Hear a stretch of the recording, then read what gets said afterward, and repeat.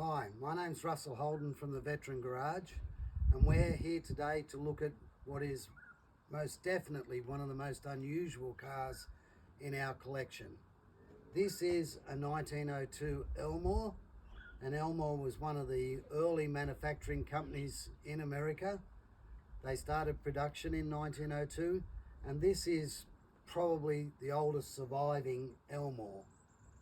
So the Elmore Car Company was very unusual in the fact that they didn't believe in four-cycle motors, and all of their vehicles were always two-cylinder, and indeed they advertised their cars as the car that has no valves.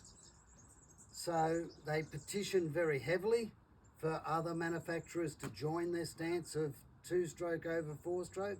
Obviously that didn't succeed, but they certainly continued with two-stroke production all the way through to 1910 when General Motors actually bought them out.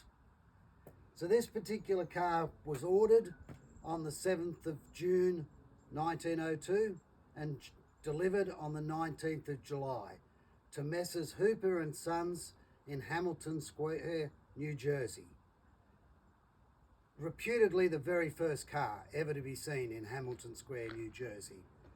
So the Hoopers kept the car all the way through to the early 60s. The seniors had passed away and Russell Jr. kept the car. People knew the car was in the barn, but he was never keen on selling.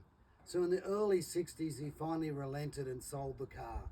So the car was then taken out of the barn, and upon taking it out of the barn, they realized that there was an odometer here on this left-hand front wheel that was fitted to the car new.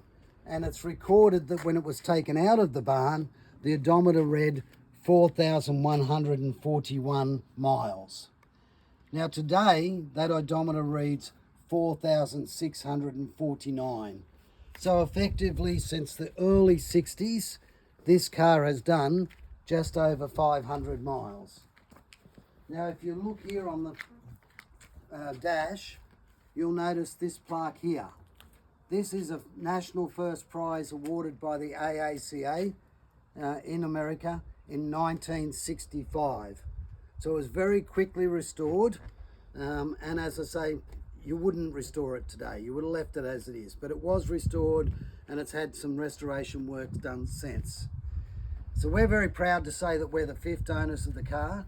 The car ended up in the hands in the early 90s of Michael Rothschild, and there are receipts in the file from Michael, who spent just under $7,000 having work done on it. And I can tell you that was a pretty reasonable sum then to be spending on a car like this.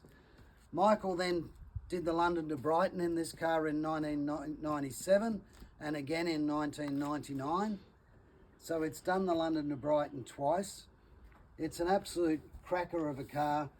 I love the fact that the body is original, and everything is original about the car. It's very unusual in the fact that this is the gear stick. Obviously it's got a tiller, and you could actually steer the car from either side if you so desired, but generally you would sit on this side.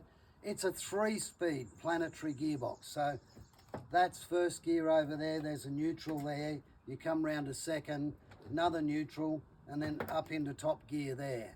So it's got 3-speed gearbox. First gear is very, very low, so great for climbing steep hills and everything. Second is good, and it'll do 50 kilometers an hour, if not more. So it's a fantastic little car.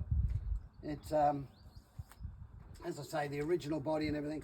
Michael did one thing that I was not a fan of at first, but these days, getting a bit older and cranking cars is not as fun as it used to be.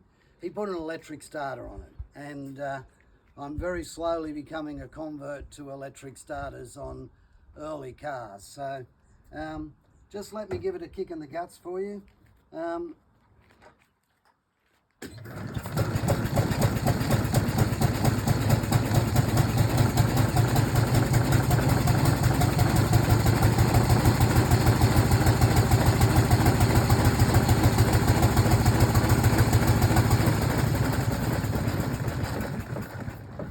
We'll do that again and take it for a drive in a minute. One of the interesting things about this vehicle is it has no spark plugs. There is no advance and retard. That is the throttle. And it actually works on an internal spark system that only ever sparks as the piston comes down and hits the timing mechanism at top dead center. So it doesn't matter how fast or how slow it's revving, it only ever sparks perfectly at top dead center.